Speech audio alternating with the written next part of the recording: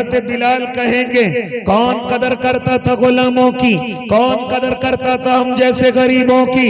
ارے ہمارے غلام تو ہم پر ظلم کرتے تھے اور صبح سے لے کر شام تک ظلم کی چکی ہمارے اوپر پیسا کرتے تھے۔ لہذا ایک مرتبہ بلال بتلاتے ہیں کہ میں اپنے مکے کے ایک سردار کا غلام ہوں، لہذا وہ سردار مجھ پر ظلم کرتا ہے، مجھے ستو پیسنے کے لیے کہتا ہے، میں روزانہ چکی سے ستو پیستا ہوں، لہذا رات کے اندھیرا ہو جاتا، مجھے سکون نہ ملتا، میرا بدن تھک کر کے چور ہو جاتا، لیکن مجھے سکون نہ ملتا۔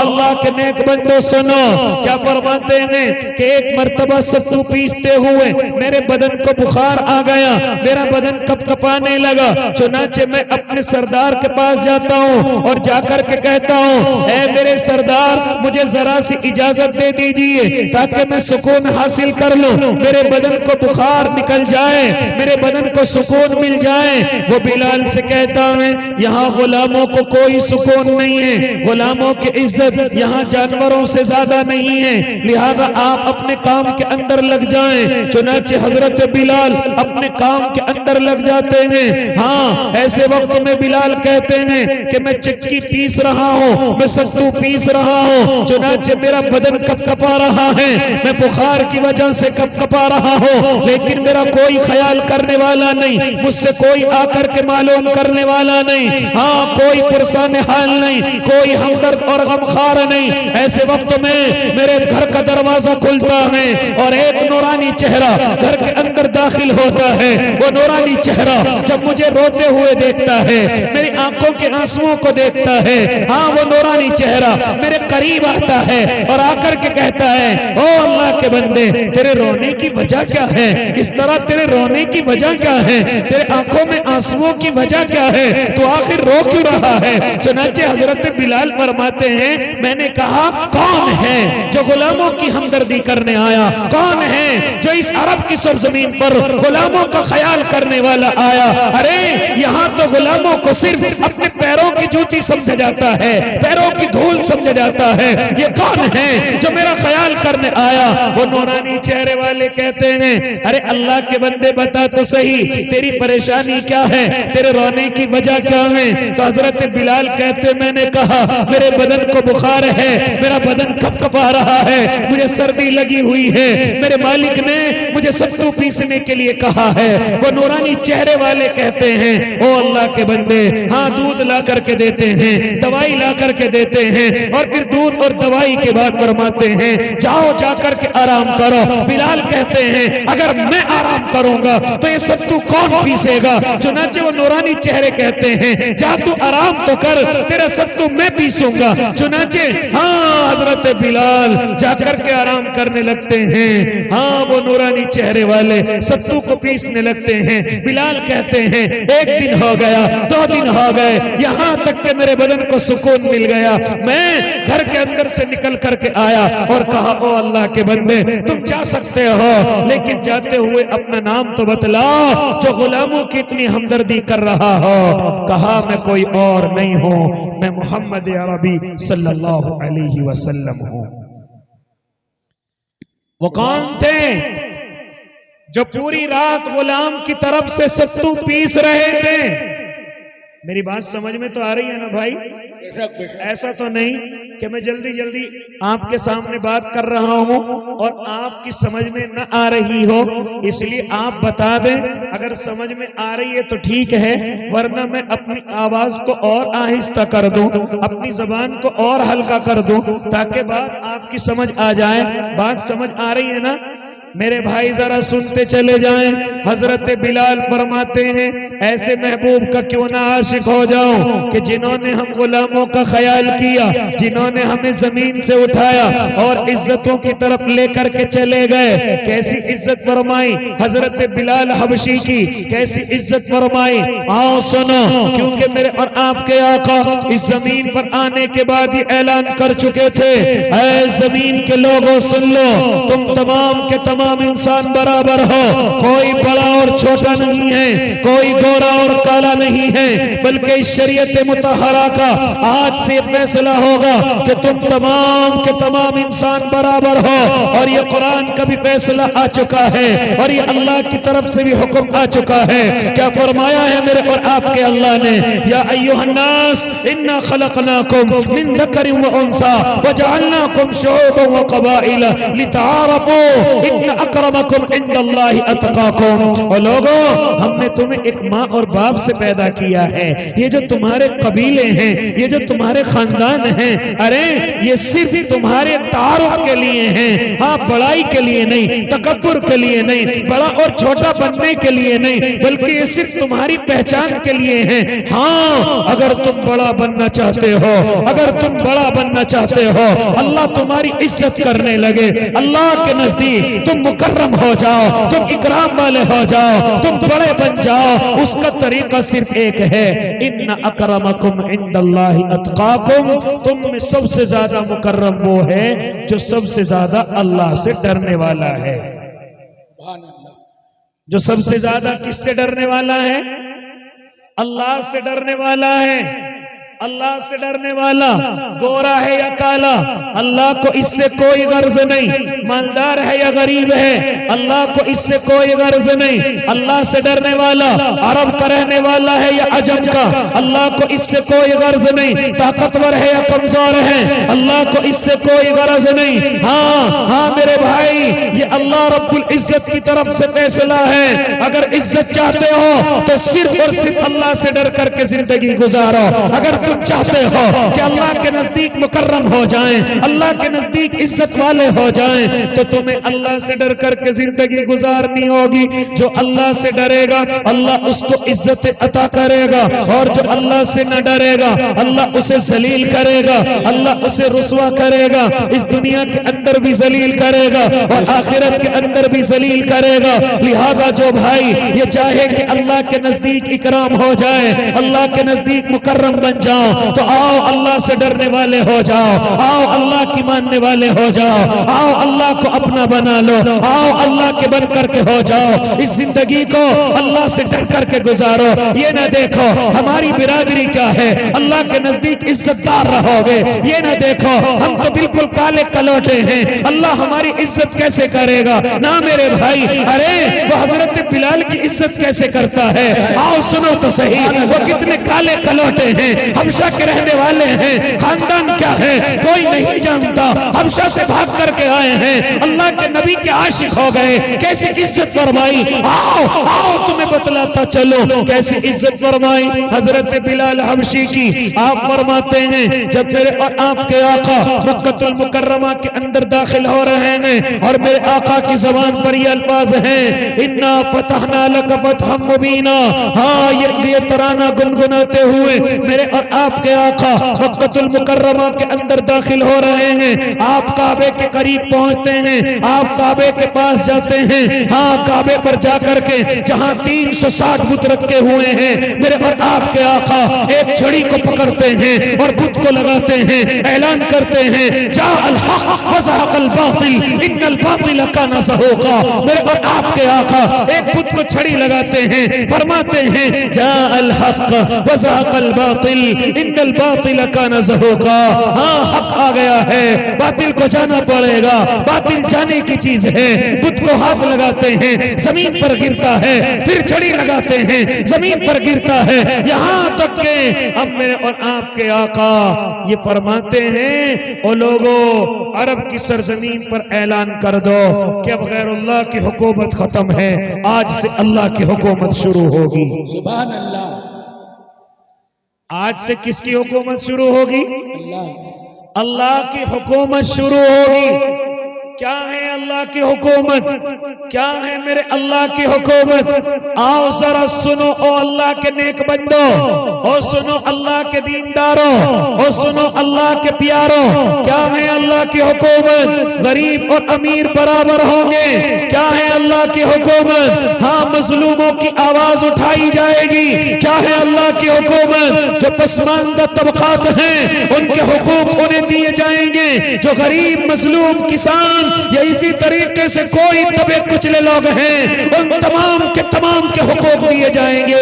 ایسا نہیں ہوگا کہ مالدار غریبوں پر حکومت کرے, طاقتور کمزوروں پر حکومت کرے, طاقت والا کمزوروں پر حکومت کرے, آقا غلام پر حکومت کرے. نہیں, اللہ کی حکومت میں سب کے سب برابر ہیں. اللہ کی حکومت کا نظام سب کے سب برابر ہیں. اگر چوری کوئی کرے گا اس کا ہاتھ کاٹا جائے گا, زنا کرے گا اس پر کوڑے برسائے جائیں گے, شادی شدہ زنا کرے گا پتھروں سے مار مار کر کے ہلاک کر دیا جائے گا, اگر شراب پیے گا تو کوڑے برسائے جائیں گے. ایسا نہیں ہو سکتا کہ مالدار کچھ رشوت دے کر کے بچ جائیں گے, طاقتور اپنی طاقت کی چمک دکھا کر کے بچ جائیں گے. نہیں, بلکہ اللہ کی حکومت کا نظام یہ ہوگا کہ اگر اس میں کوئی رشوت دے گا یا کوئی رشوت کو لے گا تو آقا میرے اللہ کا فرمان سنا رہے ہیں, الراشی والمرتشی کلاہما فی النار, کہ رشوت دینے والا اور لینے والا دونوں کے دونوں جہنم میں ہوں گے. دونوں کے دونوں کہاں ہوں گے؟ جہنم کے اندر ہوں گے. جو رشوت دے گا وہ بھی جہنم میں, جو رشوت لے گا وہ بھی جہنم میں. ایسا اللہ کی حکومت میں نہیں ہوگا کہ مالدار اپنے پیسے کے ذریعے سے بچ جائے گا, طاقتور اپنی طاقت کے ذریعے سے بچ جائے گا. یہ اللہ کی حکومت میں نہیں ہوگا, بلکہ اللہ کی حکومت میں تمام کے تمام لوگوں کو برابر کا حق دیا جائے گا, برابر کے ساتھ انصاف کیا جائے گا.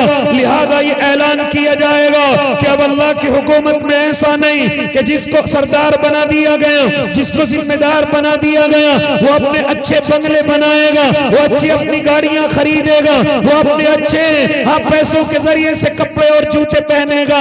نہ, بلکہ اللہ کی حکومت میں یہ اعلان ہے جو قوم کا سردار ہوگا وہ ان کا خادم ہوگا, وہ ان کا خدمت کرنے والا ہوگا. اس لیے تو فرمایا میرے اور آپ کے آقا نے, سید القوم خادمہم, قوم کا سردار ان کا خادم ہوتا ہے, قوم کا ذمہ دار ان کا خادم ہوتا ہے. آج ذرا حالات دیکھیں, مجھے اور آپ کو کیا ہو گیا. اگر ہم ذمہ دار بنتے ہیں ہمارے بنگلے اچھے بننے شروع ہو جاتے ہیں, ہمارے پاس مہنگی گاڑیاں آنی شروع ہو جاتی ہیں. آج مجھے اور آپ کو کیا ہو گیا, اگر ہم ذمہ دار بن جاتے ہیں غریبوں کا خیال نہیں کرتے, کمزوروں کا خیال نہیں کرتے. لیکن میرے اور آپ کے آقا جب تشریف لائے ہیں سب سے پہلے غریبوں کو سینے سے لگایا. حضرت ابو بکر صدیق ہیں جب ذمہ دار بنائے گئے سب سے پہلے غریبوں کو ان کے حقوق پہنچائے. جب حضرت عمر ابن خطاب ذمہ دار بنے ہیں راتوں کو اٹھ کر کے گلیوں کے اندر گشت کرتے ہیں, گلیوں کے اندر جا کر کے دیکھتے ہیں ارے میری رعایا میں کوئی پیاسا تو نہیں ہے, کوئی بھوکا تو نہیں ہے. حضرت عمر ابن خطاب کو دیکھیے کہ راتوں کو اٹھ کر کے روتے ہیں اور بچوں کی طرح سسکیاں لیتے ہیں اور بچوں کی طرح روتے ہیں. لہذا ان کی محترمہ معلوم کرتی ہیں, اے عمر ابن خطاب یہ راتوں کو اٹھ کر کے اس قدر کیوں روتے ہو, راتوں کو اٹھ کر کے ایسے کیوں روتے ہو. تو حضرت عمر ابن خطاب فرمایا کرتے تھے, اے اللہ کی نیک بندی سن لے, مجھے اللہ نے ذمہ دار بنایا, مجھے اللہ نے حاکم بنایا, لیکن مجھے ڈر لگتا ہے کہ کہیں دریائے دجلہ کے کنارے پر اگر کتا بھی پیاسا مر گیا کہیں اللہ مجھ سے سوال نہ کر لے, اے عمر یہ کتا کیوں پیاسا مرا, تم نے اپنی ذمہ داری کو کیوں نہیں نبھایا. سبحان اللہ. یہ ہے اللہ کی حکومت. اللہ کی حکومت بڑا بنانے کے لیے نہیں, اللہ کی حکومت اچھے بنگلے بنانے کے لیے نہیں, بلکہ اللہ کی حکومت یہ ہے کہ اگر ان میں کوئی ذمہ دار بنتا ہے, اگر ان میں کوئی سردار بنتا ہے تو وہ ان کا سب سے بڑا خادم ہوتا ہے, وہ ان کا سب سے بڑا خدمت کرنے والا ہوتا ہے. او لوگوں سنو, او اللہ کے نیک بندوں سنو, کیسا خدمتگار بنتا ہے آؤ معلوم کرو. حضرت عمر ابن خطاب مجھے بتلائیں گے, وہ اپنی زندگی سے مجھے اور آپ کو دکھائیں گے کہ قوم کا سردار کس طریقے سے ان کا خادم ہونا چاہیے, قوم کا سردار کس طریقے سے ان کا ذمہ دار ہونا چاہیے.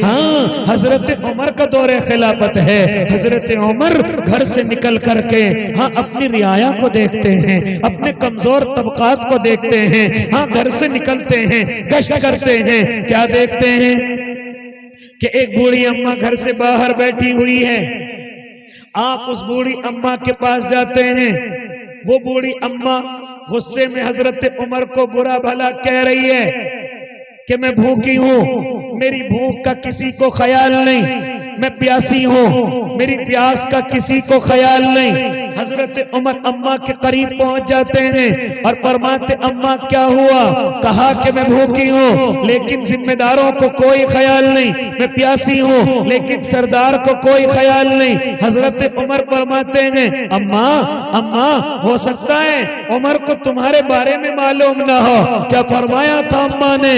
جب عمر کو میری بھوک کے بارے میں معلوم نہیں تو اس کو ذمہ دار بننے کا بھی کوئی حق نہیں ہے، اس کو ذمہ داری سے ہٹ جانا چاہیے، اس کو ذمہ داری سے معزول ہو جانا چاہیے۔ لہذا کیا فرماتی ہیں اماں کہ اگر عمر کو میری بھوک اور پیاس کے بارے میں معلوم نہیں تو ذمہ داری سے الگ ہو جانا چاہیے، ذمہ داری سے ہٹ جانا چاہیے۔ حضرت عمر فرماتے اماں کیا ضرورت ہے؟ کہا کھانے کا کوئی سامان نہیں ہے، اور فرماتی ہیں او اللہ کے بندے سن لے، کل قیامت کا میدان ہوگا، میں اپنے اللہ کے سامنے حاضر ہوں گی اور میں کل قیامت کے میدان میں عمر کے دامن کو پکڑ لوں گی اور پکڑ کر کے کہوں گی اللہ یہ تو نے ذمہ دار بنایا تھا لیکن اسے غریبوں کا کوئی خیال نہیں تھا، کمزوروں کو کوئی خیال نہیں تھا، کیونکہ بڑھیاں نہیں جانتی کہ جس سے گفتگو کر رہی ہے وہی عمر ابن خطاب ہیں، اس کو معلوم نہیں ہے، اس لیے وہ کہہ رہی ہیں کہ کل قیامت کے میدان میں عمر کے دامن کو پکڑ لوں گی، میں عمر کو پکڑ لوں گی۔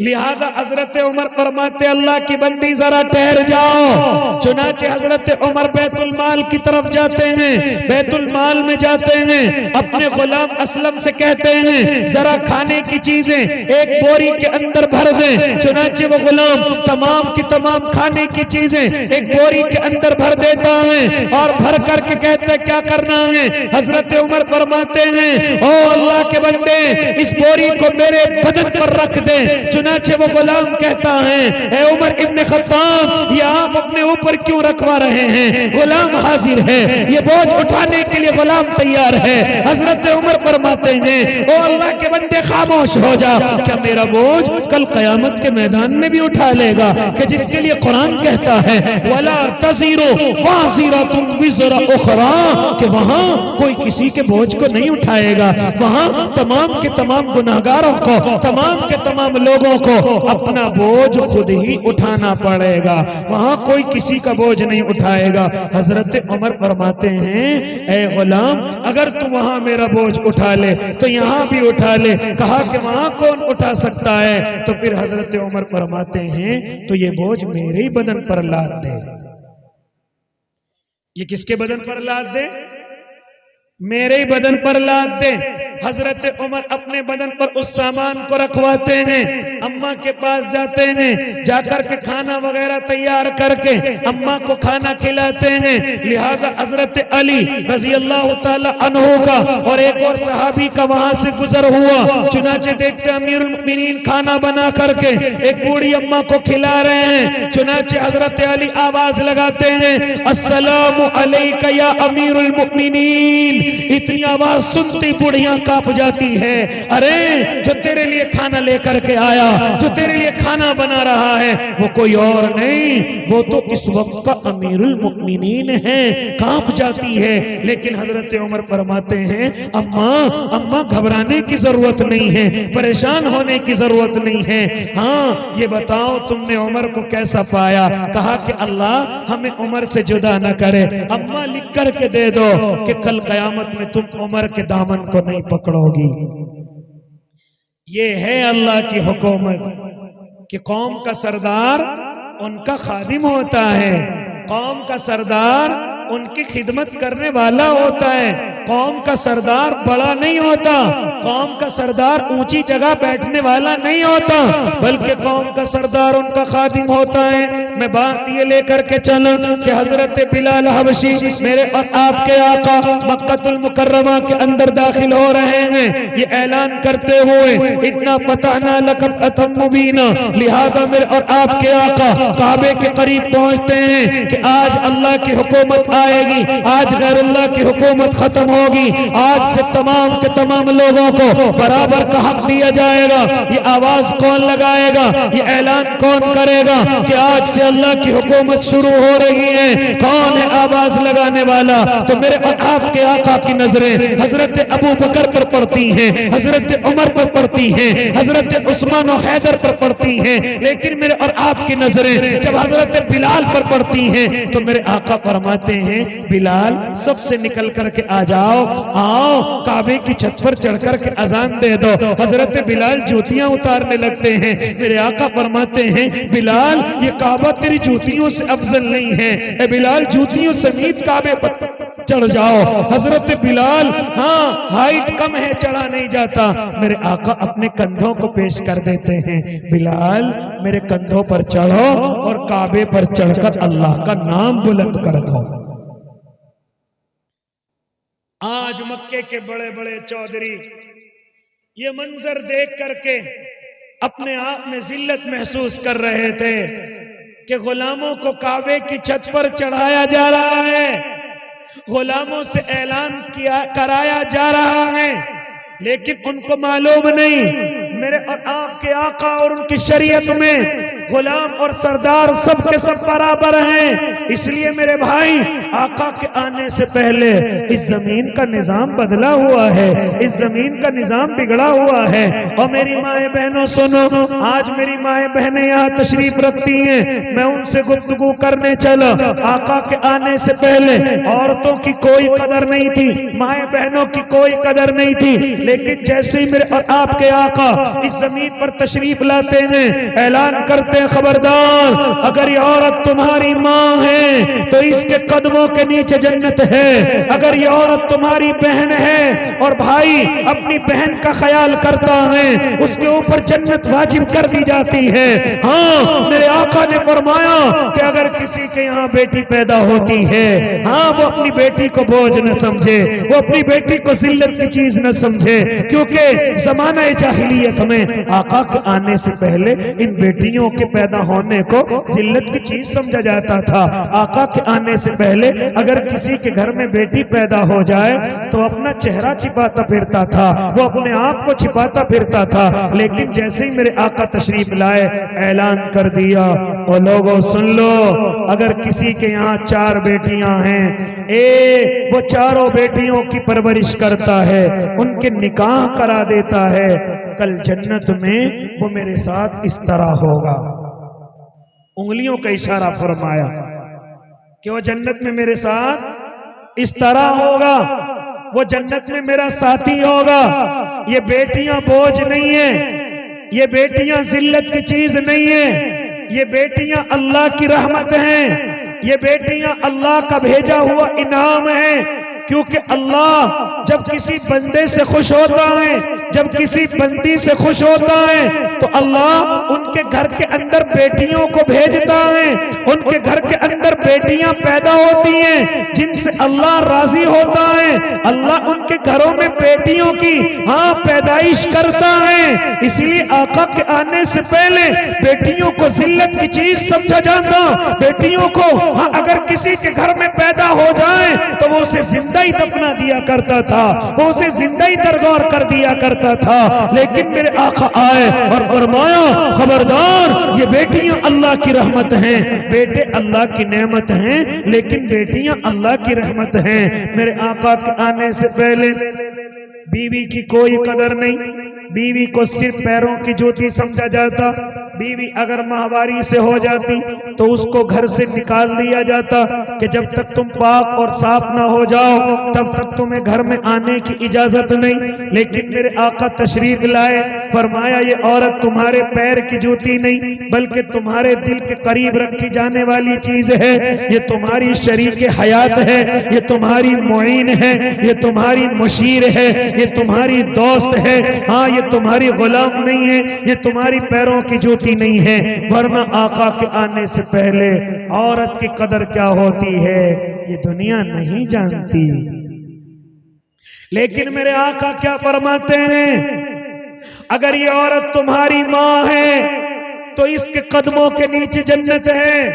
اور فرماتے تھے کاش میرے بھی ماں ہوتی اور میں نماز کی نیت باندھ چکا ہوتا اور میری ماں مجھے آواز لگاتی بیٹا محمد، تو میں اپنی ماں کی آواز سن کر اپنی نیت کو توڑ دیا کرتا اور کہتا اماں میں حاضر، اماں بتلائیے کیا حکم ہے. میں اپنی ماں کے لیے نماز کی نیت توڑ دیتا. کیا فرماتے تھے میرے آقا؟ اگر کسی کو ایک حج اور ایک عمرے کا ثواب روزانہ چاہیے، آؤ اپنے ماں باپ کی طرف دیکھ لیں، آؤ اپنے ماں باپ کو محبت کی نظروں سے دیکھ لیں. اگر کوئی بندہ دن میں اپنے ماں باپ کو ایک مرتبہ محبت کی نظروں سے دیکھ لے، اللہ اسے ایک حج اور ایک عمرے کا ثواب عطا کرتا ہے. آقا کے آنے سے پہلے یہ کوئی قدر و منزلت نہیں، لیکن میرے آقا کے آنے کے بعد اگر کوئی اپنے ماں باپ کو محبت کی نظروں سے دیکھ لے تو اس کو ایک حج اور ایک عمرے کا ثواب ملتا ہے. صحابہ نے عرض کیا یا نبی اللہ، اگر ہم اپنے ماں باپ کو دن میں 50 مرتبہ دیکھیں تو آقا فرماتے ہیں ارے اللہ کے تصورات تم سے بڑھ کر ہیں. تم تو کہتے ہو 50 مرتبہ، اگر دن میں 1000 مرتبہ بھی دیکھو گے، محبت کی نظروں سے دیکھو گے، اللہ تمہیں ایک حج اور ایک عمرے کا ثواب عطا کرے گا. ارے کیا فرماتے تھے میرے اور آپ کے آقا؟ اگر کسی کو یہ دیکھنا ہے کہ میرا اللہ مجھ سے راضی ہے یا ناراض ہے تو اس کو چاہیے کہ وہ اپنے ماں باپ کو دیکھ لے. کس کو دیکھ لے؟ اپنے ماں باپ کو دیکھ لے. کیا فرماتے تھے میرے اور آپ کے آقا؟ رضا الرب فی رضا الوالد وسخط الرب فی سخط الوالد، کہ جس کے ماں باپ راضی اس کا اللہ بھی اس سے راضی، اور جس کے ماں باپ ناراض اس کا اللہ بھی ناراض ہے. میرے بھائی، آقا کے آنے سے پہلے یہ ماؤں کی کیا قدر ہوتی ہے دنیا نہیں جانتی، لیکن میرے آقا تشریف لاتے ہیں، ماؤں کی قدر بیان فرما رہے ہیں. اور فرماتے تھے جب کبھی جہاد کی صفیں لگ جایا کرتی اور کوئی صحابی ایسا آ کر کے کھڑا ہو جاتا جس کی ماں کو اس کی ضرورت تھی، جس کے باپ کو اس کی ضرورت ہوتی، تو آپ جہاد کی صفوں سے اس کو نکال دیا کرتے اور نکال کر کے کہتے جاؤ اپنی ماں کی خدمت کرو، یہی تمہارا بڑا جہاد ہے. جاؤ اپنے باپ کی خدمت کرو، یہی تمہارا بڑا جہاد ہے. لہذا میرے اور آپ کے آقا ہاں صفوں سے نکال دیا کرتے. اگر کسی کو کسی کی ماں کی خدمت کی ضرورت ہوتی تو آپ فرما دیا کرتے او میرے صحابی سب سے نکل جاؤ اور نکل کر کے اپنی ماں کی خدمت کرو، اللہ تمہیں جہاد سے زیادہ ثواب دے گا. اپنے باپ کی خدمت کرو، اللہ تمہیں جہاد سے زیادہ ثواب دے گا. او میرے بھائی، آقا کے آنے سے پہلے اس طرح کی کوئی قدر و منزلت نہیں، لیکن میرے آقا آئے ہیں. معلوم کرو حضرت اویس قرنی سے، کون ہے حضرت اویس؟ کون ہے اللہ کے نیک بندے؟ یہ علماء بتلائیں گے ارے وہ اللہ کے نبی کے زمانے میں اس دنیا کے اندر آ چکے تھے. اللہ کے نبی کے وقت میں وہ ایمان قبول کر چکے تھے، لیکن میرے آقا میرے آقا کے پاس آتے ہیں. اگر اویس قرنی ایک مرتبہ بھی اللہ کے نبی کو دیکھ لیتے، ایک ہلکی سی گھڑی، ایک ہلکی سی جھلک بھی اگر وہ اللہ کے نبی کو دیکھ لیتے تو صحابی بن جاتے. کیا بن جاتے؟ صحابی بن جاتے. لیکن نہ دیکھ سکے. ایک مرتبہ آئے تھے اللہ کے نبی کی خدمت میں، اور میرے اور آپ کے آقا اس وقت میں مدینے میں موجود نہیں تھے. آ کر کے فرماتے اللہ کے نبی میں آپ کی خدمت کے لیے حاضر ہوا تھا، لیکن اللہ کے نبی زیادہ دیر نہیں رک سکتا کیونکہ میری ماں بیمار ہے، میری ماں کو میری خدمت کی ضرورت ہے. کیا فرمایا تھا میرے آقا نے؟ اویس جاؤ اپنی ماں کی جا کر کے خدمت کرو، تمہیں مجھے دیکھنے کی ضرورت نہیں ہے. तुम्हें मुझे देखने पर इतना सवाब नहीं जितना अपनी माँ की खिदमत पर तुम्हें सवाब मिलेगा। जाओ तुम जाकर के अपनी माँ की खिदमत करो। चुनाचे मेरे और आपके आका के यहाँ से हजरत उवैस अपने यहाँ लौट आते हैं, लेकिन जब मेरे और आपके आका तशरीफ लाते हैं, हजरत उमर को बुलाते हैं और बड़े सारे सहाबा को बुलाते हैं और अपनी कमीज उतार करके देते हैं। हजरत उमर से फरमाते हैं, ए उमर लो ये मेरी कमीज है, तुम्हारे जमाने में जब तुम्हारा दौरे खिलाफत होगा, हाँ एक उवैस नाम का आएगा, जब वो तुम्हारे दौरे खिलाफत में आ जाए तो ये मेरी कमीज उस उवैस को दे देना और इस कमीज को दे करके कहना कि वो मेरी उम्मत के लिए दुआए मग़फ़िरत करे, वो मेरी उम्मत के लिए दुआए मग़फ़िरत करे। हजरत उमर इब्न खत्ताब का दौरे खिलाफत आया, जब भी हज करने के लोग आते तो हजरत उमर ऐलान किया करते थे, अरे कोई उवैस आया है, कोई उवैस नाम का अल्लाह का नेक बंदा करन से आया है। चुनाचे लोग कह दिया करते थे, हजरत उमर हर साल किसका ऐलान लगाते हैं।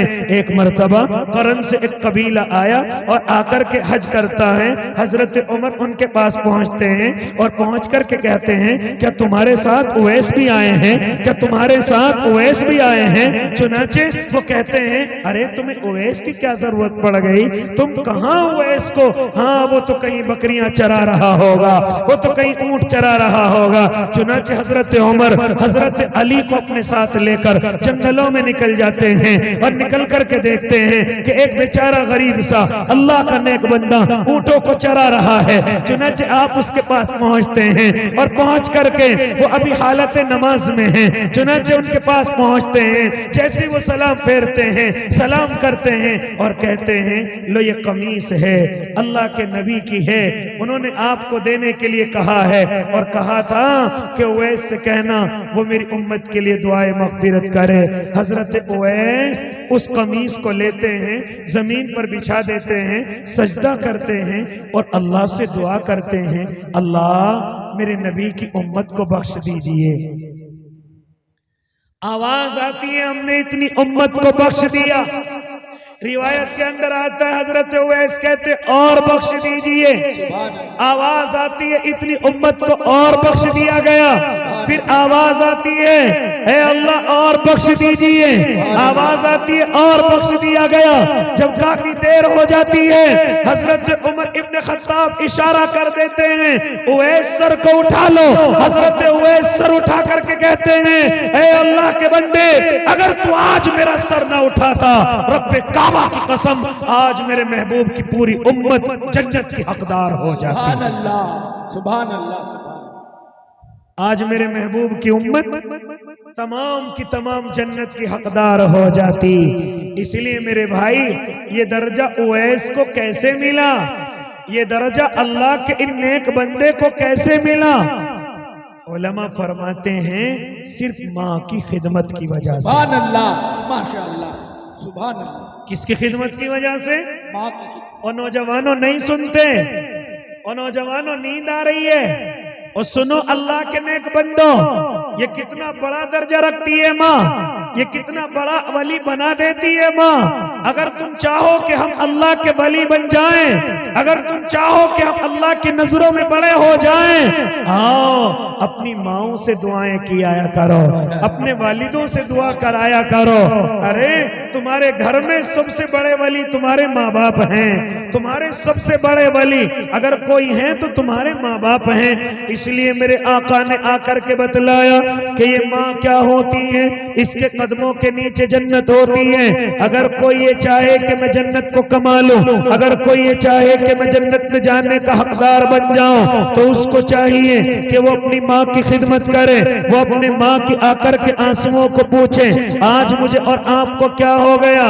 अगर मेरा और आपका निकाह हो जाता है, घर में दुल्हन आ जाती है, तो सबसे पहले मैं और आप अपने बाप को अपने सामने से हटाते हैं, फिर अपनी माँ को अपनी जिंदगी से निकाल देते हैं और अपने माँ बाप का ख्याल नहीं करते, अपनी बीवी का ख्याल करने लगते हैं, अपने माँ बाप को भूल जाते हैं कि जिन्होंने मुझे और आपको जब मुझ पर हाँ چلنا نہیں آتا تھا، اس وقت چلنا سکھانے والی میری ماں تھی. ہاں مجھ پر کھانا نہیں آتا، مجھے کھانا کھلانا سکھانے والی ارے میری ماں تھی. جب دنیا میں میرا کوئی سہارا نہیں تھا، میرے ہاتھ کو پکڑ کر کے مجھے چلانے والی میری ماں تھی. ارے کبھی سردی ہوتی تو مجھے لپیٹ کر کے لٹانے والی ارے میری ماں تھی. کبھی کبھی میں استنجا کر کر کے اپنے بسترے کو بھگو دیا کرتا، اس بھیگے ہوئے پر خود لیٹ جاتی اور مجھے سوکھے ہوئے میں لٹانے والی کوئی اور نہیں میری ماں تھی. اور جب کبھی گرمی کی شدت ہو جاتی، ہاں اس گرمی میں پنکھے سے ہوا کرنے والی کوئی اور نہیں میری ماں تھی. یہاں تک کہ میرے بھائی اگر کھانے کی کوئی چیز آتی، میری ماں کو بھی بھوک لگ رہی ہوتی، میرے باپ کو بھی بھوک لگ رہی ہوتی، لیکن اپنی بھوک کو قربان کر کے مجھے کھانا کھلانے والی کوئی اور نہیں میری ماں تھی. یہاں تک کہ اگر میں بیمار ہو جاتا، اگر میں راتوں کو بخار مجھے آ جاتا تو پوری رات مجھے اپنی گود میں بٹھا کر کے پوری رات جاگنے والی کوئی اور نہیں میری ماں تھی. سبحان اللہ، سبحان کوئی اور نہیں تھی. آج نوجوانوں کیا ہو گیا کہ ذرا سا نکاح ہوا، بیوی گھر کے اندر آئی، اپنی ماں کو ہی چھوڑ کر کے چل دیے، اپنے باپ کو ہی اپنے آپ سے جدا کر دیا. کون سا باپ جو صرف تمہارے لیے محنت کر کے جس کے سر کے بال بالکل سفید پڑ گئے ہو، جس کے چہرے کی داڑھی بالکل سفید ہو گئی ہو، جو نہ دھوپ کی شدت دیکھتا ہے نہ اسی طریقے سے جو یہ ٹھنڈ پڑ رہی تھی اس کے اندر پڑنے والی نہ اوس کو دیکھتا ہے، صرف گھر سے نکلتا ہے میں اپنے بیٹے کے لیے کچھ لے کر کے آؤں گا، میں اپنے بیٹے کے لیے کچھ کما کر کے لاؤں گا. لیکن یہ بیٹا جیسے ہی بڑا ہوا فوراً اپنی ماں کو بھول گیا، فوراً اپنے باپ کو بھول گیا. ذرا سا نکاح کیا ہو گیا، اپنے ماں باپ کو چھوڑ کر کے چل دیا، اپنے ماں باپ کو چھوڑ کر کے روانہ ہو گیا. اور میرے بھائی یہ کس سے سیکھا ہے ہم نے؟ اپنے ماں باپ کو چھوڑنا کس سے سیکھا؟ اپنی ماں کی دعائیں کیوں نہیں لیتے؟ آج کہتے ہم ناکام ہو گئے، آج کہتے ہم برباد ہو گئے. ارے اپنی ماں کی دعائیں کیوں نہیں لیتے؟ اپنے باپ کی دعائیں کیوں نہیں لیتے؟ معلوم کرو راویوں سے، وہ بتلائیں گے حضرت ابی ابن کعب رضی اللہ تعالیٰ عنہ جب بھی زمین پر قرآن کریم پڑھتے تھے، اللہ ان کا قرآن جنت والوں کو سنواتا تھا. جانتے ہو وجہ کیا تھی؟ وجہ صرف یہ تھی کہ وہ اپنی ماں کی خدمت کیا کرتے تھے. سبحان اللہ. اسی لیے تو فرمایا تھا میرے اور آپ کے آقا نے کہ ایک زمانہ آئے گا، ایک زمانہ آئے گا کہ لوگ اپنے باپ کی نہیں اپنے دوست کی سنیں گے. نوجوان اپنے باپ کا کہنا نہیں مانے گا، اپنے دوست کا کہنا زیادہ مانے گا. ایک طرف باپ حکم کرے، دوسری طرف بیٹے کو اس کا دوست اس کو کچھ کہہ دے تو یہ اپنے باپ کے کہنے کو نہیں مانے گا بلکہ اپنے دوست کے کہنے کو مانے گا. کیا فرمایا تھا میرے آقا نے؟ اگر تم زمانے میں ایسا دیکھنے لگو تو سمجھ لینا قیامت قریب آ چکی ہے. سبحان اللہ.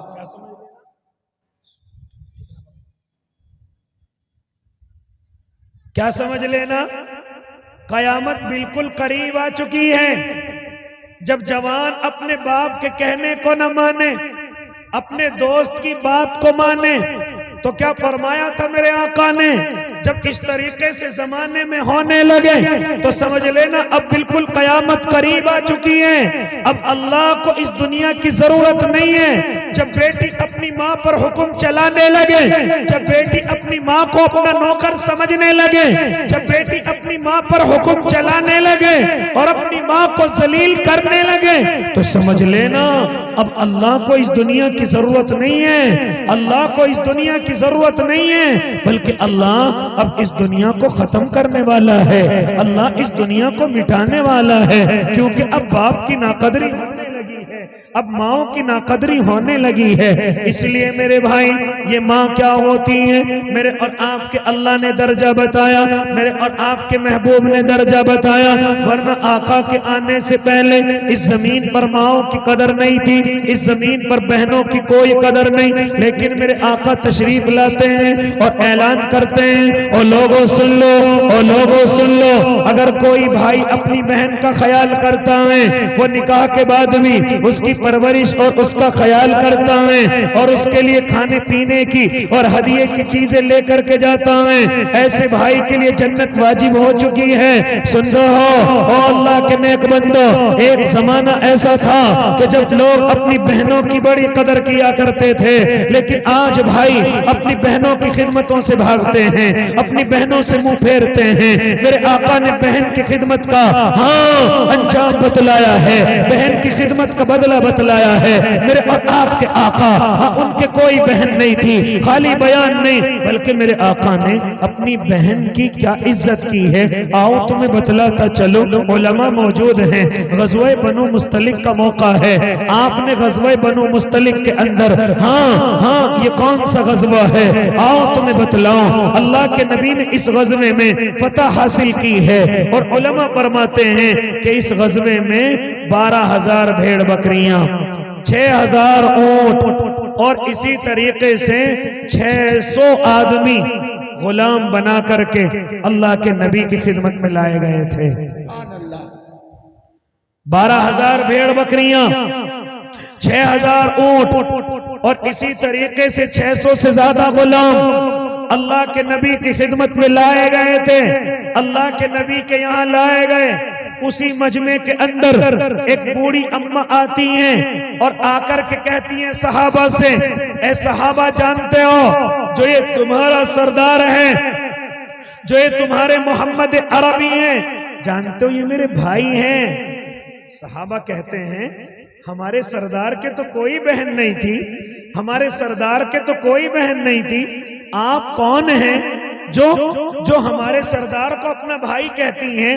وہ فرماتی ہیں جاؤ اللہ کے نبی کو بلا کر کے لاؤ, میں ان کی بہن ہوں. چنانچہ صحابی اللہ کے نبی کی خدمت میں پہنچتے ہیں اور جا کر کے عرض کرتے ہیں یا نبی اللہ, ایک عورت تشریف لائی ہے, ایک عورت آئی ہے اور وہ آ کر کے کہتی ہے کہ محمد میرے بھائی ہیں. اللہ کے نبی آپ کے کوئی بہن نہیں تھی. چنانچہ میرے آقا اپنے خیمے سے باہر تشریف لاتے ہیں, لا کر کے دیکھتے ہیں کہ ایک بوڑھی اماں کھڑی ہوئی ہیں.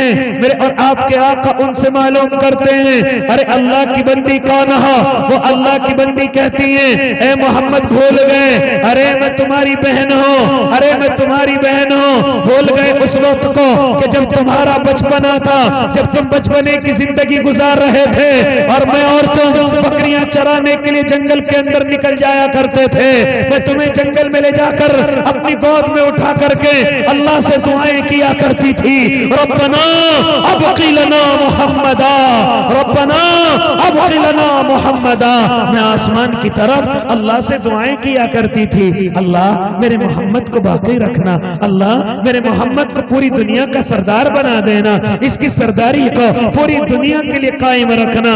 اے محمد بھول گئے, تم نے بچپنے میرے کاٹا تھا, آج بھی میرے اوپر کاٹنے کا نشان ہے. اے محمد بھول گئے, میں کوئی اور نہیں, میں تمہاری سگی بہن تو نہیں ہوں, لیکن میں تمہاری ماں حضرت حلیمہ سعدیہ کی بیٹی شیمہ ہو, لہذا میں تمہاری سگی بہن نہیں ہوں, میں تمہاری رضائی بہن ہوں, میں تمہاری رضائی بہن ہوں. میرے آقا جب اتنا سنتے ہیں کہ میری بہن دروازے پر آئی ہے, آپ اپنے کندھے سے کملی کو اتارتے ہیں, اس کو زمین پر بچھا دیتے ہیں اور فرماتے ہیں اے میری بہن آؤ اس کملی پر آ کر کے بیٹھ جاؤ.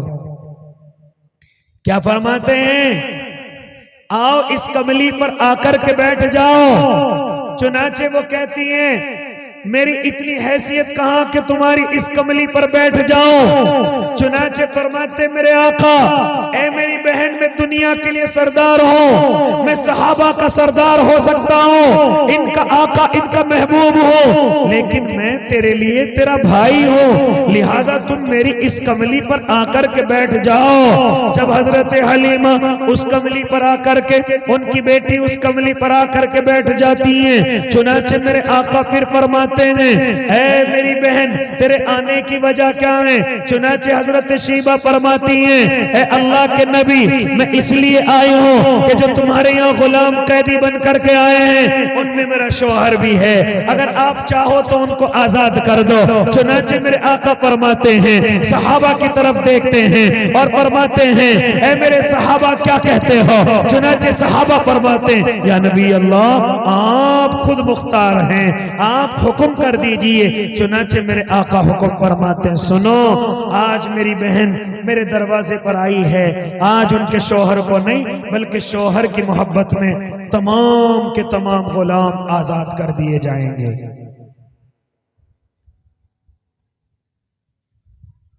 تمام کے تمام غلام آزاد کر دیے جائیں گے. اس لیے میرے بھائی یہ بہن کا درجہ کون بتلا رہا ہے؟ یہ میرے اور آپ کے آقا بتلا رہے ہیں کہ اگر بہن زندگی کے کسی موڑ پر بھی اگر تمہارے دروازے پر آ جائے, اگر تمہارے گھر پر کے کوئی بھی سوال کرنے کے لیے آ جائے, تو بھائی کا حق یہ ہے کہ اپنی بہن کے سوال کو نہ ٹالے, اپنی بہن کے سوال کو نہ ختم کرے, بلکہ اپنی بہن کے سوال کو پورا کر دے.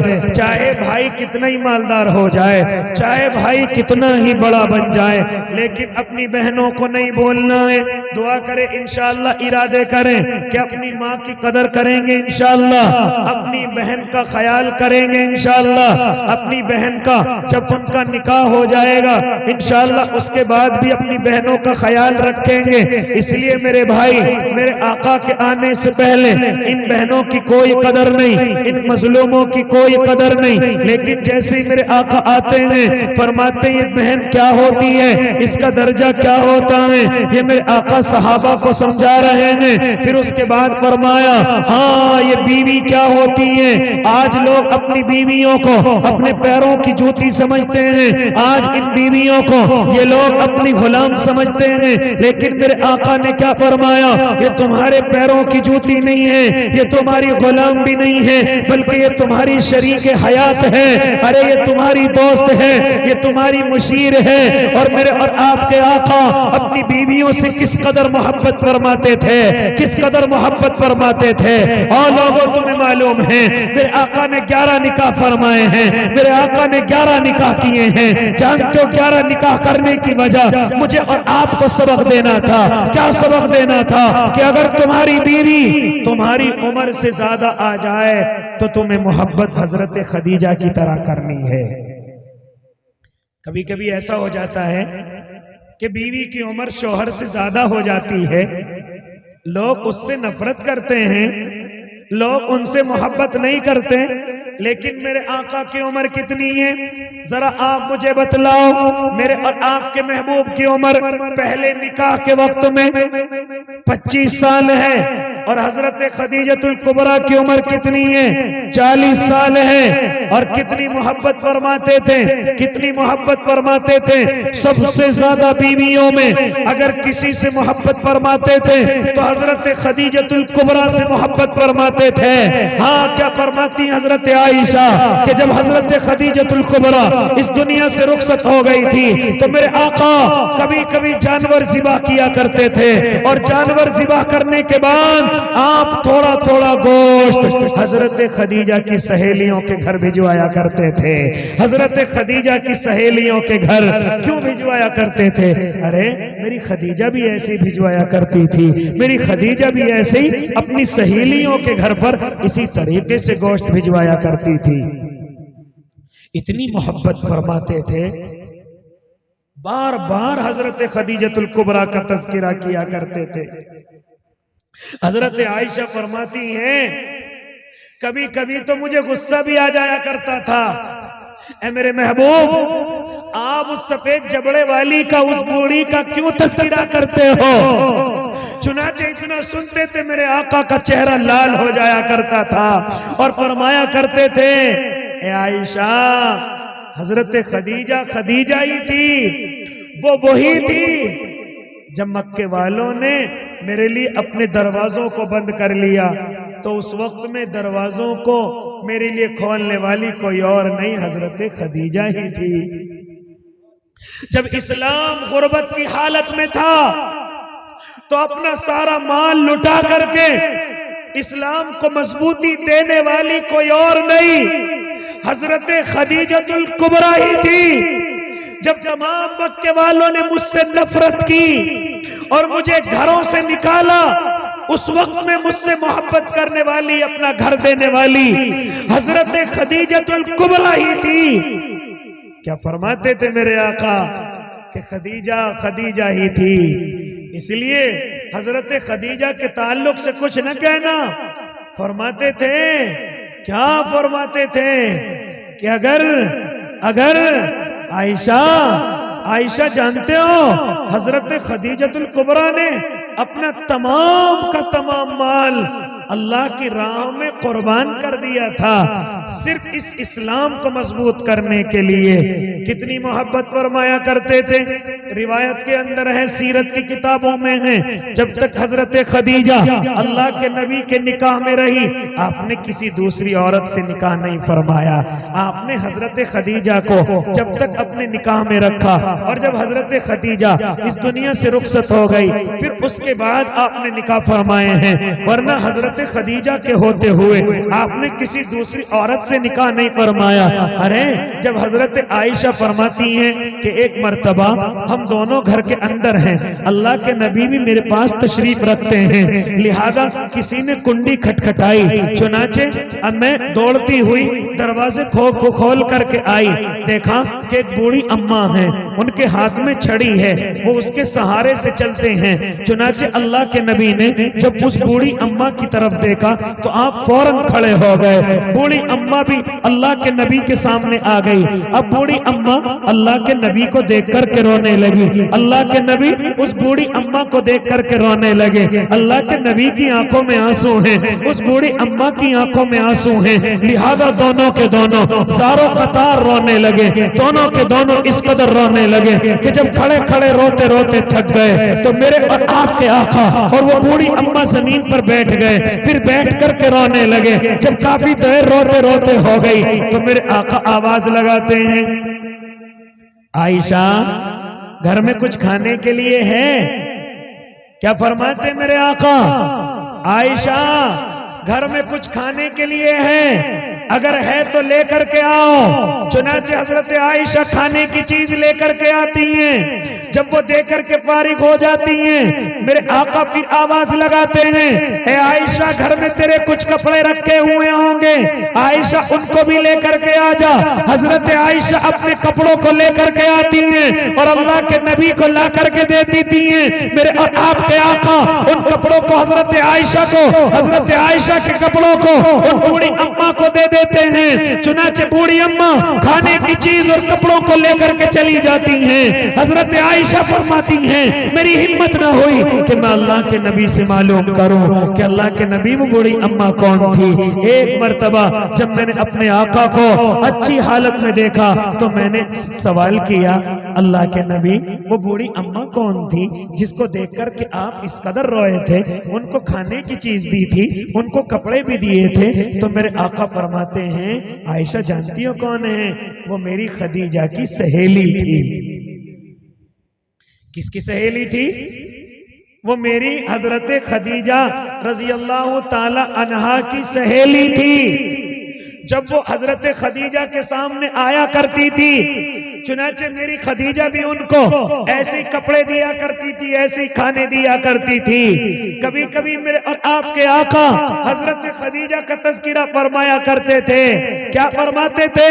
اور سنو میری مائیں بہنوں، کیا فرماتے تھے اللہ کے نبی صلی اللہ علیہ وسلم کہ ایک مرتبہ میں مکے سے باہر نکلا، چنانچہ میں نے دیکھا کہ مکہ کے باہر ایک قبیلہ آیا ہے، ایک قبیلہ آ کر کے آباد ہوا ہے۔ اس قبیلے کے بچے بھوک کی وجہ سے تڑپ رہے ہیں، ان کے بدنوں پر کپڑے نہیں ہیں، ان کے پاس کھانے کی چیزیں نہیں ہیں، وہ پیڑوں کے پتے کھا رہے ہیں۔ چنانچہ میرے اور آپ کے آقا آ کر کے گھر آ کر کے آرام سے سکون سے لیٹ جاتے ہیں، اور لیٹ کر کے اپنی کملی کو اوڑھ کر کے سو جاتے ہیں۔ حضرت خدیجہ اللہ کے نبی کی خدمت میں حاضر ہوتی ہیں اور عرض کرتی ہیں، میرے محبوب کیسے مایوس ہو، میرے محبوب کیسے مایوس ہو؟ چنانچہ میرے آقا فرماتے ہیں، اے خدیجہ کیسے مایوس نہ ہو، میں ابھی مکے سے باہر دیکھ کر کے آیا ہوں کہ ایک قبیلہ ابھی آباد ہوا ہے، اس کے بدن پر کپڑے نہیں ہیں، اس کے بچے بھوک کی وجہ سے تڑپ رہے ہیں، لہذا میرے پاس کچھ نہیں ہے جو ان بچوں کو لے جا کر کے دے دوں۔ سنتی ہو مائیں بہنیں حضرت خدیجہ کیا فرماتی ہیں؟ اللہ کے نبی مکے کے فلاں فلاں مالدار کو بلواؤ، فلاں فلاں مالدار کو بلواؤ۔ چنانچہ آقا فلاں فلاں مالدار کو تقریباً 4 یا 5 مالدار کو بلواتے ہیں۔ حضرت خدیجہ فرماتی ہیں، میرا جتنا بھی تم پر ادھار ہے وہ میرا واپس لا کر کے دے دو، میرا جتنا بھی مال تمہارے اوپر ہے وہ میرا لا کر کے دے دو۔ میرے آقا فرماتے ہیں وہ اتنی اشرفیاں ڈالتے ہیں، اتنی اشرفیاں ڈالتے ہیں کہ اشرفیوں کا اتنا بڑا ڈھیر لگ جاتا ہے کہ میں ان اشرفیوں کے پیچھے چھپ جاتا ہوں، اتنا بڑا ڈھیر لگ جاتا ہے۔ میرے آقا سے حضرت خدیجہ فرماتی ہیں، اے نبی جی یہ سب قسم مال تمہارا ہے، یہ سب قسم مال تمہارا ہے، آپ چاہو تو کسی بھی غریب پر خرچ کر سکتے ہو۔ آج تو مدرسے کی آواز لگائی جائے کہ او بھائی او میری بہنوں، اس جامعہ فاروقیہ کو تمہاری خون پسینے کی کمائی کی ضرورت ہے، تو میں اور آپ اپنی جیبوں میں ہاتھ ڈالنے سے گھبراتے ہیں، کہیں ہم غریب نہ ہو جائیں، کہیں ہم کمزور نہ ہو جائیں، ہم گاڑیاں کہاں سے لائیں گے، ہم اپنے مکان کہاں سے بنائیں گے؟ اور میرے بھائی ذرا آ کر کے دیکھو ان مدرسوں کے اندر کتنے غریب اور معصوم بچے تعلیم حاصل کرتے ہیں، کتنے کمزور گھروں کے بچے ان مدرسوں کے اندر تعلیم حاصل کرتے ہیں۔ ارے میرے اور آپ کے آقا کے آنے کے بعد ان غریبوں کا کوئی خیال کرنے والا نہ تھا، ان کمزوروں کا کوئی سہارا بننے والا نہ تھا، لیکن میرے آقا آئے ہیں، میرے اللہ نے ترتیب بنائی ہے، اے امت کے مالداروں، اپنے مالوں سے جو تم کماتے ہو، جو کما کر کے رکھتے ہو، ان مالوں میں ان غریبوں کے بھی حصے ہیں، ان کمزوروں کے بھی حصے ہیں، ان یتیموں کے بھی حصے ہیں، ان بے سہاراؤں کے بھی حصے ہیں۔ لہذا جب تم مالک نصاب بن جاؤ، جب تمہارے پاس 52.5 تولے چاندی کہیں سے آ جائے، جب تم 7.5 تولے سونے کے مالک ہو جاؤ، جب تم نقد مال اور تجارت کے مال کے مالک بن جاؤ، تو اس میں سے 2.5% تم پر زکوٰۃ بنتی ہے، لہذا ان میں سے نکال کر غریبوں کو دے دو، ان میں سے نکال کر کمزوروں کو دے دو۔ لہذا میرے بھائی یہ غریبوں کا خیال کرنے کا طریقہ میرے اور آپ کے اللہ نے بنایا، ورنہ غریبوں کا کوئی خیال کرنے والا نہیں، کمزوروں کا کوئی خیال کرنے والا نہیں۔ لہذا میرے بھائی میرے آقا نے یہ نظام بنایا کہ امت کے مالدار اپنے مالوں سے پیسے نکالیں گے اور غریبوں کو لا کر کے دیں گے، اور کمزوروں کو لا کر کے دیں گے، یتیموں کو لا کر کے دیں گے، مسکینوں کو لا کر کے دیں گے، بے کسوں کو لا کر کے دیں گے، بے سہاراؤں کو لا کر کے دیں گے، تاکہ امت کا مالدار کمائے اور اپنی کمائی سے غریبوں کا حصہ نکالے، تاکہ امت کا مالدار کمائے اور اللہ کا شکریہ ادا کرے۔ اور اللہ کا شکر ادا کرنے کا طریقہ کیا ہے کہ اپنے مال سے اللہ کے نام کا نکالے، اپنے مال سے اللہ کو راضی کرنے کے لیے نکالے، اور اللہ کے بندو یاد رکھنا، اگر تم نے اپنے مالوں سے اللہ کے نام کا نہ نکالا تو یاد رکھنا کل قیامت کا میدان ہوگا، میرا اور آپ کا اللہ جو زکوٰۃ نہ نکالنے والے ہوں گے،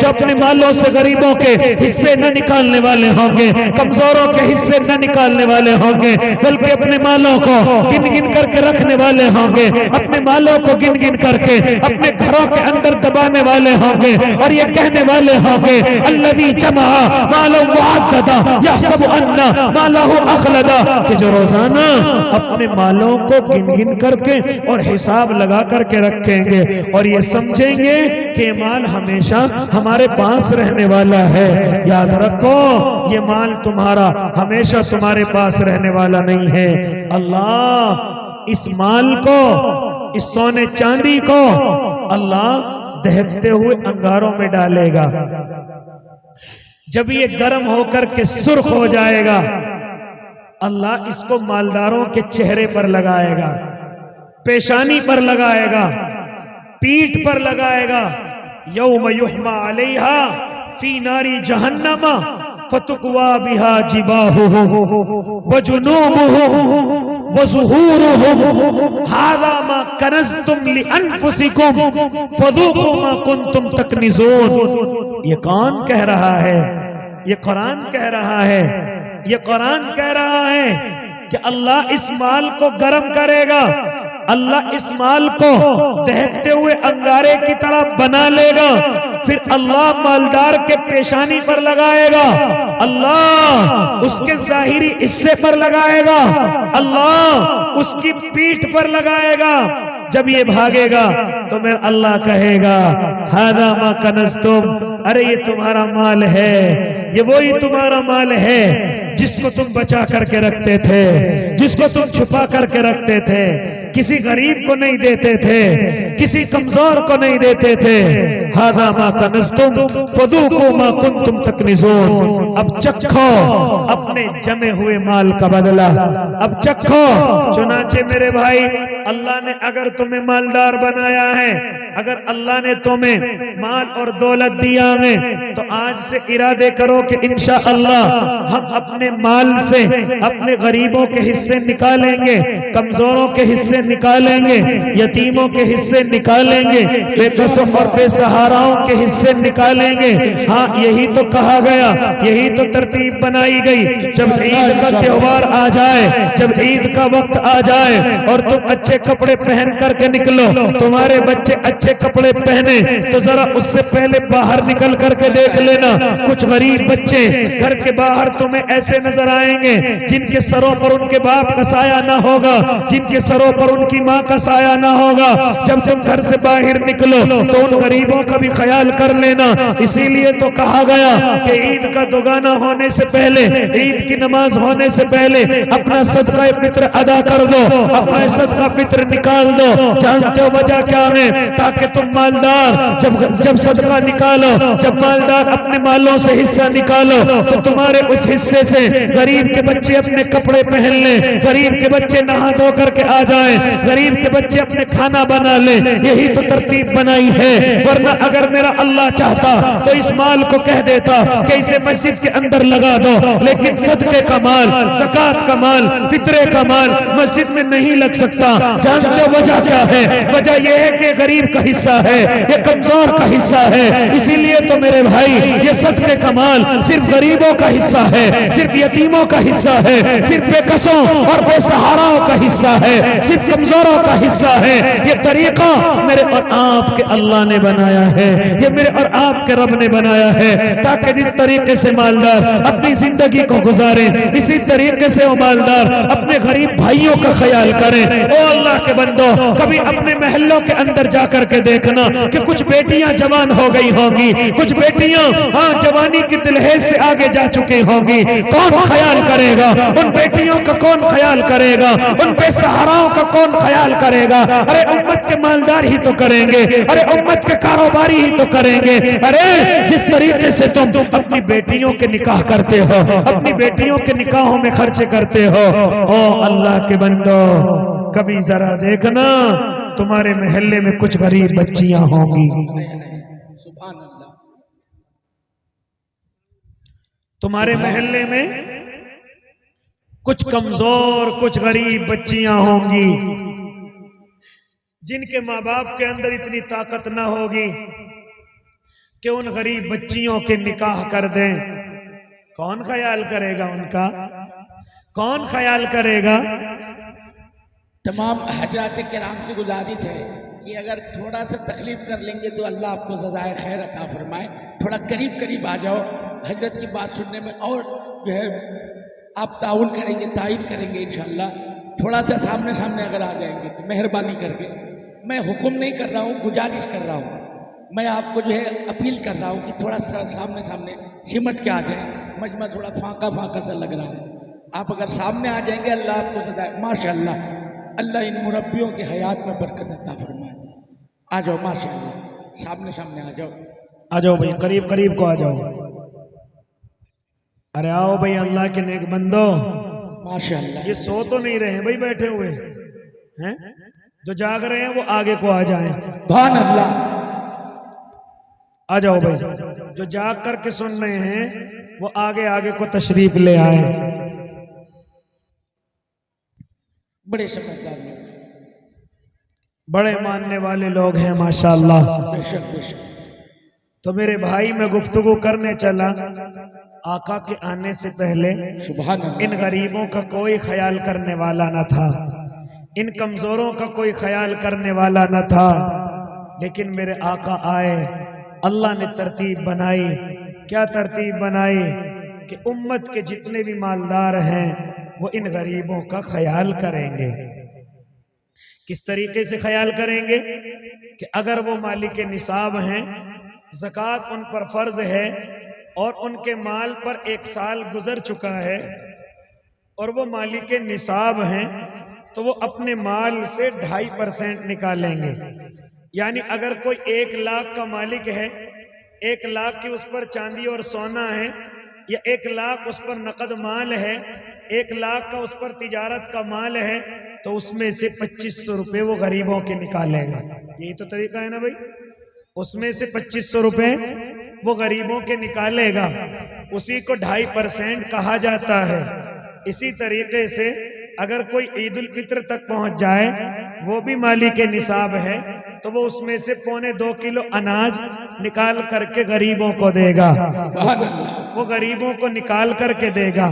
یہ ہے مالدار کہ اپنے مال سے نکالنے کا طریقہ.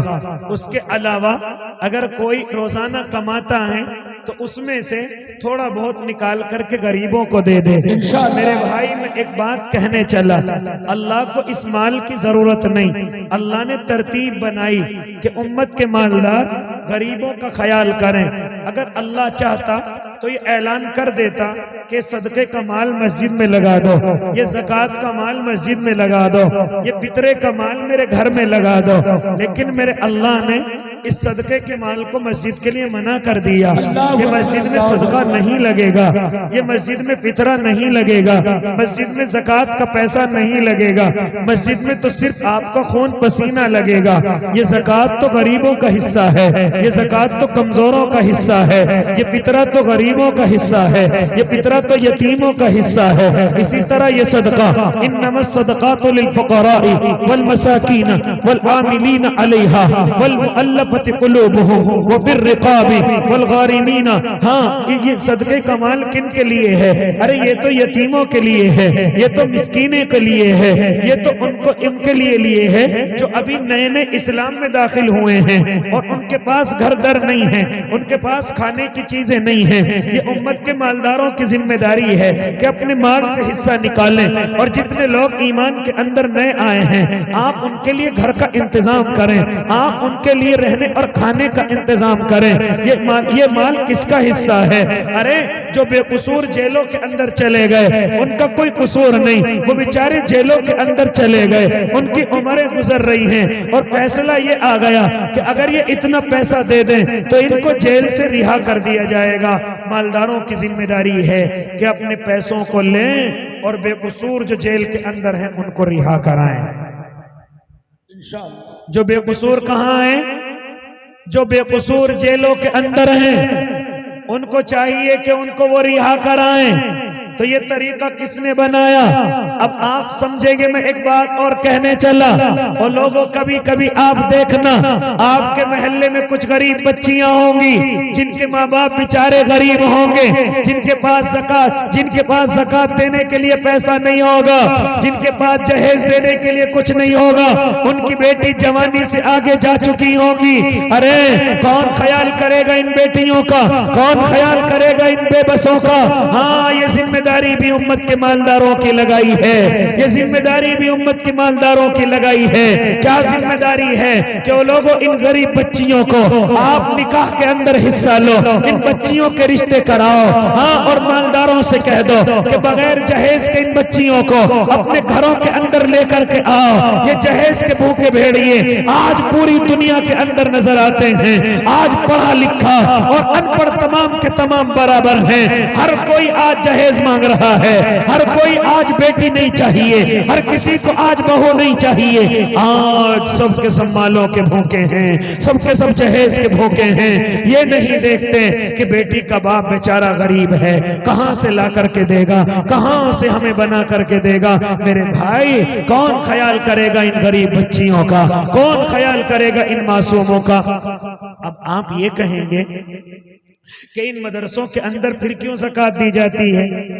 آؤ ذرا تلاش کرو، ان مدرسوں کے اندر تمہیں غریب بچے مل جائیں گے، ان مدرسوں کے اندر یتیم طلبہ آپ کو پڑھتے ہوئے نظر آئیں گے کہ جن کے ماں باپ بیچارے کمزور ہیں، جن کے ماں باپ غریب ہیں، وہ ان غریب بچے آ کر کے اس مدرسے کے اندر تعلیم حاصل کرتے ہیں۔ اسی لیے آپ سے کہا جاتا ہے کہ آپ اپنے مدرسوں کے اندر زکوٰۃ کا پیسہ دے دیں، کیونکہ ہمارے مدرسے میں غریب طلبہ ہیں۔ آپ ہمارے مدرسوں کے اندر لا کر کے اپنے فطرے اور صدقے کا پیسہ لا کر کے دے دیں۔ کیوں؟ اس لیے کہ ہمارے یہاں یتیم بچے تعلیم حاصل کرتے ہیں، غریب بچے تعلیم حاصل کرتے ہیں، کمزور بچے تعلیم حاصل کرتے ہیں۔ یہی غریب بچہ جب علم حاصل کرے گا، مولوی بنے گا، حافظ بنے گا، قاری بنے گا، مفتی بنے گا، جہاں بھی ہوگا دنیا کے اندر آپ کو دعائیں دے گا۔ اگر یہ حافظ بن گیا آپ کے پیسے سے، جیسے آج 2 طلبہ حافظ ہوئے ہیں، جانتے ہو کل قیامت کے میدان میں یہ 10 آدمیوں کو جنت کے اندر لے کر، سبحان اللہ۔ اور ابو داؤد کی روایت تو یہ کہتی ہے کہ وہ 10 آدمی نہیں ہیں، بلکہ یہ 10 خاندانوں کو جنت کے اندر لے کر کے جائے گا۔ 10 خاندان اس کے کہنے سے جنت کے اندر جائیں گے۔ اور دعا کرے اللہ انہیں مولوی بھی بنا دے، کہہ دو آمین۔ اللہ انہیں مفتی بھی بنا دے، آمین۔ یہ دعا کیوں دینے چلا؟ یہ دعا اس لیے دینے چلا کہ اگر یہی بچہ آپ کا عالم ہو گیا، یہی بچہ آپ کا مفتی ہو گیا، کل قیامت کا میدان ہوگا، میرا اللہ جنتیوں کو جنت میں جانے کے لیے کہے گا، میرا اللہ ان علماء کو جنت کے دروازے پر روک لے گا، یہ علماء جنت کے دروازے پر رک جائیں گے۔ اللہ ہمیں کیوں روک لیا گیا؟ میرا اللہ ارشاد فرمائے گا، اے علماء اکرام کی جماعت، ذرا پیچھے مڑ کر کے دیکھو، تم سے محبت کرنے والے کھڑے ہوئے ہیں، تمہیں ہدیے دینے والے کھڑے ہوئے ہیں، ارے تمہارے مدرسے کو ہاں خرچہ دینے والے کھڑے ہوئے ہیں، اے علماء کی جماعت ذرا پیچھے مڑ کر کے دیکھو۔ اللہ کیا کریں؟ کہا اے علماء کی جماعت، جتنوں کو تم اشارہ کرو گے ہم تمہارے اشارے پر ان کو جنت عطا کریں گے۔ سبحان اللہ۔ اسی لیے دعا دو اللہ ان معصوموں کو حافظ قرآن کے ساتھ ساتھ اللہ انہیں عالم دین بھی بنا دے، آمین۔ اللہ انہیں مفتی متقی مجاہد بھی بنا دے۔ آمین۔ میرے بھائی کیا ہوگا کل قیامت کے میدان میں؟ جانتے ہو جو ان علماء سے محبت کرے گا اللہ انہیں جنت عطا کرے گا۔ میں نے تو یہاں تک سنا کہ اگر کوئی ان علماء کے دسترخوان پر بیٹھ کر کے کھانا کھائے گا، صرف اس کھانے کی برکت سے اللہ اسے کھانا کھانے والے کو جنت عطا کرے گا۔ ارے ایک روایت کے اندر تو یہاں تک ہے کہ ایک اللہ کے سامنے ایک گناہگار کو لایا جائے گا، ایک گناہگار اللہ کے سامنے لایا جائے گا، میرا اور آپ کا اللہ اس کے گناہوں کی وجہ سے اسے جہنم کا حکم دے دے گا کہ جاؤ اسے جہنم کے اندر ڈال دو۔ چنانچہ فرشتے اس کو گھسیٹ کر کے جہنم کی طرف لے جا رہے ہوں گے، لیکن میرا اور آپ کا اللہ آواز لگائے گا، جبرائیل ذرا اس گناہگار کو لے کر کے آ، مجھے اس پر ترس آتا ہے۔ چنانچہ حضرت جبرائیل اس گناہگار کو لے کر کے آئیں گے، میرا اللہ فرمائے گا اے اللہ کے بندے سن لے، ذرا یہ بتا تو کسی عالم کا دوست تھا؟ سبحان اللہ۔ کیا فرمائے گا میرا اللہ؟ کیا تو کسی عالم کا دوست تھا؟ اگر تھا تو بتلا، ابھی فیصلہ کر دوں۔ تو وہ کہے گا کہ نہ اللہ میں کسی عالم سے دوستی نہیں رکھتا تھا، تو میں تو بچتا بچتا پھرتا تھا۔ چنانچہ میرے اللہ کو پھر غصہ آئے گا، جاؤ اس کو پکڑ کر کے جہنم میں ڈال دو۔ چنانچہ پھر ترس آئے گا، میرا اور آپ کا اللہ پھر بلوائے گا، ارے بتا تو کسی عالم کا دوست نہیں تھا، لیکن کسی ایسے کا دوست ہو جو کسی عالم کا دوست ہو۔ کہا کہ میں ایسا بھی نہیں تھا۔ چنانچہ میرا اور آپ کا اللہ فرمائے گا کہ کسی عالم کی مجلس میں بیٹھا تھا کہ کوئی عالم تقریر کر رہا ہو، کوئی عالم اللہ اور اس کے رسول کی باتیں بتلا رہا ہو، اور تو اس کی مجلس میں آ کر کے بیٹھ گیا ہو، وہ منع کرے گا اللہ ایسا بھی کچھ نہیں ہوا، پھر اللہ کہہ دے گا جاؤ جہنم میں ڈال دو۔ لیکن پھر اس کے بعد اللہ کو ترس آئے گا اور پھر فرمائے گا اے اللہ کے بندے بس اتنا بتلا دے، کیا کسی اللہ والے کی مجلس کے آگے سے گزرا تھا کہ اللہ اور اس کے رسول کی باتیں چل رہی ہوں اور تو مجلس کے آگے سے گزر گیا ہو؟ وہ کہے گا کہ ہاں اللہ ایسا تو ہوا ہے کہ ایک مجلس لگ رہی تھی، میں اس کے سامنے سے گزر گیا، میرا اللہ فرمائے گا جا اسی ادا پر میں نے تیری بخشش کر دی، سبحان اللہ سبحان اللہ، اسی ادا پر میں نے تیری بخشش کر دی ہے۔ آؤ میرے بھائی، اپنے اچھے مالوں کو ان علماء پر خرچ کرو، ان سے اپنے آپ کو بچا کر کے نہ رکھا کرو، اپنے مال کو ان سے بچا کر کے نہ رکھا کرو۔ او میرے بھائی، صحابہ کیا فرماتے تھے جب اللہ کے نبی کو اپنا مال دیا کرتے تھے؟ اللہ کے نبی آپ اس مال کو قبول کر لیجئے، جو آپ قبول کر لیں گے وہ ہمیں محبوب ہے اس سے جو آپ ہمارے پاس چھوڑ دیں گے۔